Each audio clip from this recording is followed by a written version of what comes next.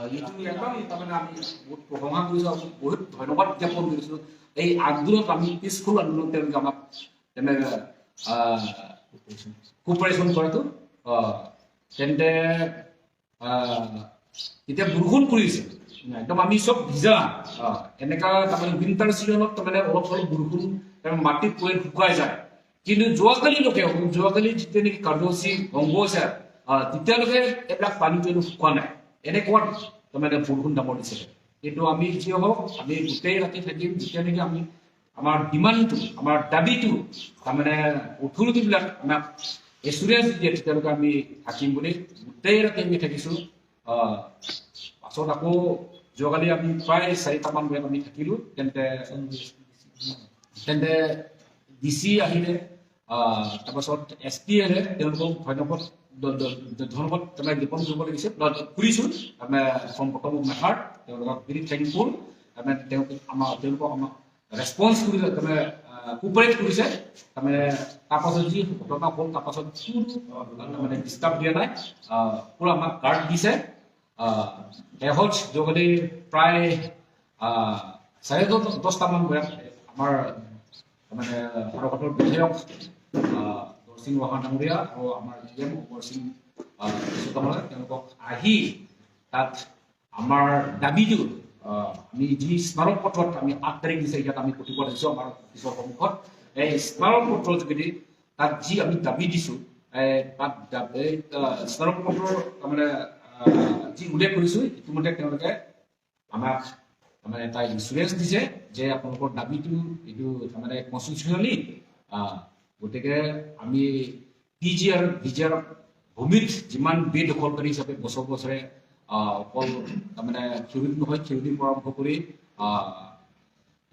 ভোটৰ বল বিল হাৰঘাট মিৰিবালি তাৰপাছত কাংটিং টিগাঁও আৰু বেলেগ বেলেগ এলেকাত আছে এনেকুৱা PGR মাটিত মানে বেদখলকাৰী হিচাপে তেওঁ মানে বছৰে ইয়াত বাস কৰিছে। তেওঁলোকক মানে উচ্ছেদ কাৰ্য গ্ৰহণ কৰিবৰ কাৰণে আমি ASA SDCৰ MC তাৰমানে কাউন্সিলে আমাক মাতিছে 19 তাৰিখে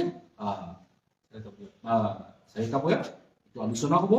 তাৰপাছতে আকৌ 20 তাৰিখে আমাৰ কাৰ্বিংলত যিমান তাৰমানে ৰাজনৈতিক সংগঠন আৰু সামাজিক সংগঠন আৰু কালচাৰেল অৰ্গেনাইজেশ্যন ছাত্ৰ সংগঠন যিমান আছে তাৰমানে আমাৰ 10টা বজাত হ'ব 20 তাৰিখে। এইটো তাৰমানে আমাক ইঞ্চুৰেঞ্চ দি কথা দি আমি যোৱাকালি প্ৰায় 3টা বা 4টামান বজাত আমি তাত সভাখন তাৰমানে সামৰিব লাগিলে।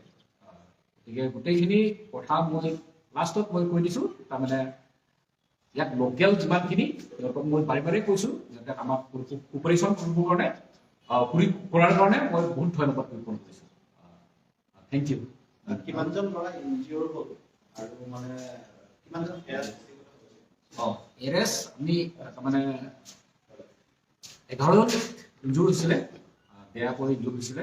মানে কোনোবা তাৰমানে ব্লিডিং হৈছিলে, কোনোবা একদম তাৰমানে কাণ মাৰিছে, বেয়াকৈ ব্লিডিং হৈছে। প্ৰায় 11জনমান হ'ল। তাৰমানে নাম ইয়াত আছে, হিৰমা আছে মোৰ তাত, জয়চল কাং ৰঙা কৰা আছিলে, তাৰপাছত বিকাশ ইংতি লংকুমাজি কোপালিয়াত, চাকৰি ইংতি এইটো শান্তি দি, তাৰপাছত মন্দিৰ ইংতি জুতিৱালা, তাৰপাছত নাম হ'ব 11জন চব তেখেতে পাছত দি দিব সমাৰ্থ সভাপতিয়ে। গতিকে যোৱাকালি যি SP তাৰমানে বেবেলি কোৱা মতে প্ৰায় 15জনমান এৰেষ্ট হ'ল, যি ইয়াত জড়িত আছে, যে মাৰিছে, আমাক যে তাত ইনডিউচ কৰিছে। INSS তাৰমানে সদস্যসকলক তাৰমানে ছাছপেক্ট কৰিছিল, তেওঁলোকক তাৰমানে প্ৰায় 11জনমান তাৰমানে এৰেষ্ট হ'ল বুলি আমি বৰ্তমানলৈকে গম পাইছোঁ। আৰু যিমান হ'বলগীয়া আছে আমাৰ সভাপতি আছে, কালি ছাত্ৰ সভাপতি তেখেত ক'ব। কিবা সুধিব এই ঘটনাটো একজেক্ট কোনখিনি ঠাইত হৈছিলে আৰু আপোনালোকৰ কেইখন গাড়ী ভাঙিলে, কেইজন ইনজিঅ'ৰ হৈছে আৰু মানে এতিয়া বৰ্তমানলৈকে কেইজন এৰেষ্ট কৰিলে বুলি আপোনালোকে গম পাইছে, এইখিনিয়ে আৰু একজেক্ট ঘটনাটো ক'ত?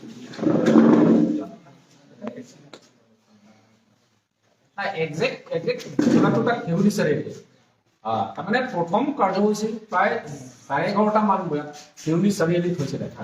তাৰপাছত আমি ৰাতি নেকি তাৰমানে হয় হয় ৰাতি হৈছিলে নে দিনত হৈছিলে এইটো ঘটনাটো?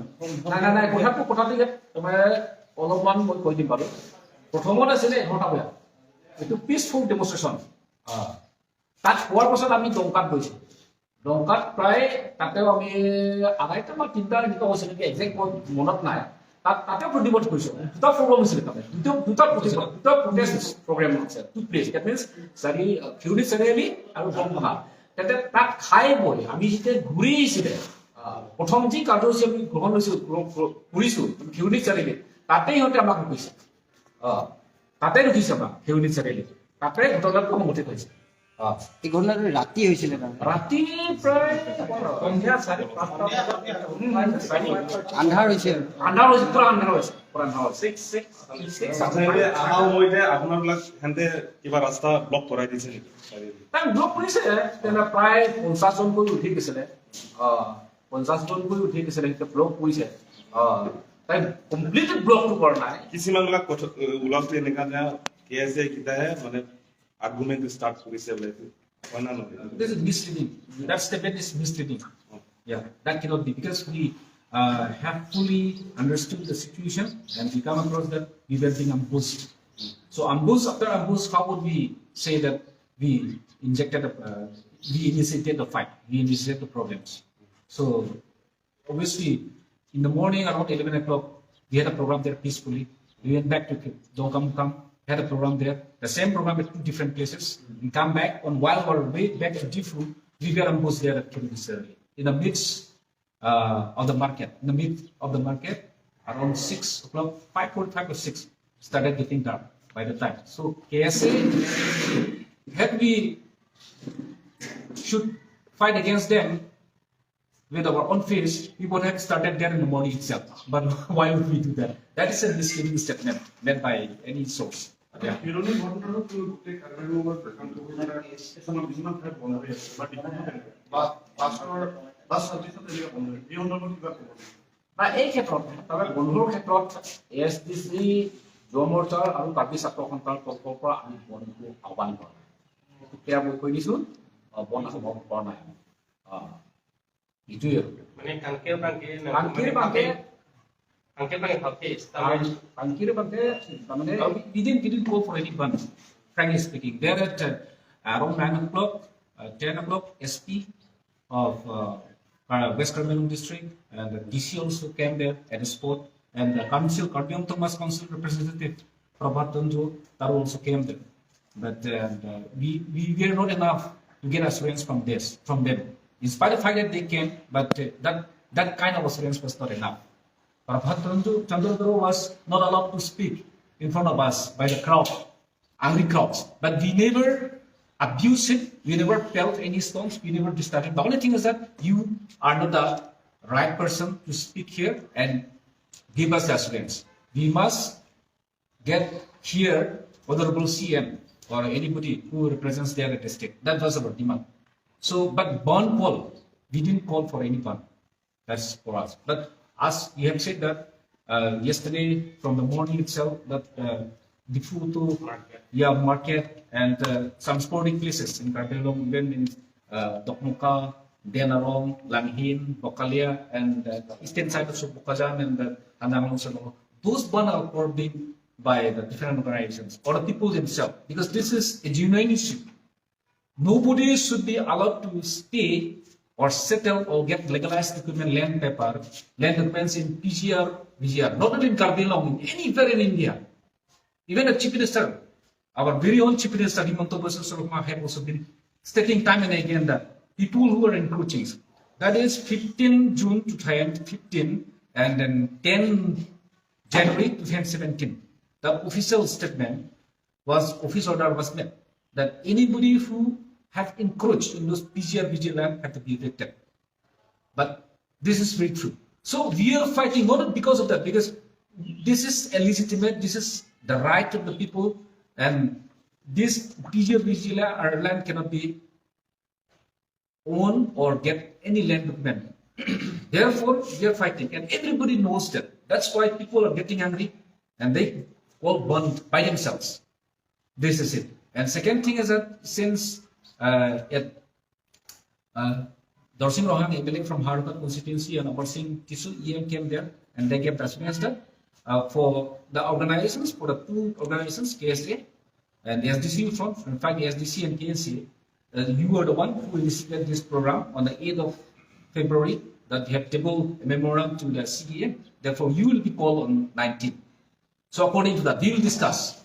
Because negotiation and talks is the most important thing. We draw the attention of the council, we draw the attention of the state government, or in fact the government of India, that which is the constitutional rights, that nobody should be here. We have the right to say that these people should be evicted from here, rather than not to be evicted. So should be evicted is more legalized. So according to that, we are doing. So bond is being called by different organizations. Because of that, they also know that this is the right time. They have to be evicted from here, and this is as per the rules. But it's because of that. Yeah. এতিয়া এক্সামো চলি আছে Yeah. Exam চলি আছে আৰু কিছুমান দেখা গৈছে অকল মেক্সিমাম ষ্টুডেণ্ট বিলাকে এক্সাম চেণ্টাৰত যাবলগীয়া হৈছে কিছুমান অৰ্থ মানে চেণ্টাৰলৈ যাবৰ কাৰণে কিবা কৰি আছে ডিনাই কৰি আছে Yeah. তেনে অৱস্থাত আপুনি কি কেনেধৰণৰ মেছেজ কৰিব Yeah, that is very true because metric exam has been started since yesterday, and then the different exams have been going on because students from one place have to go to different institutions, different schools, different examination center. That is not little bit having a problems. Even they have the concern. The parents also have the concern. Because the students have the concern. The teachers also. Our education system will go on if they are not allowed to go to write exam peacefully and happily. Therefore, this is also one reason that one is the way to call. This is straightforward. And second is that since the council, Cardinal Thomas Council and government have invited us for talks on 10th and 19th February at 4 p.m. for the organizations who submitted memorandum on 8th February, SDC, KSA, KNC, SDC 105, and on 20th February for all the different political parties and different organizations here in Cardinal West Carbellon are called for talks. On the status of the PGR and VGR and Aborotan on 10 p.m. So I feel that this is not a need to call for anyone. Because if on 19 and 20 is not fruitful, we can resume our movement, the peaceful democratic movement. This is our statement. Yeah.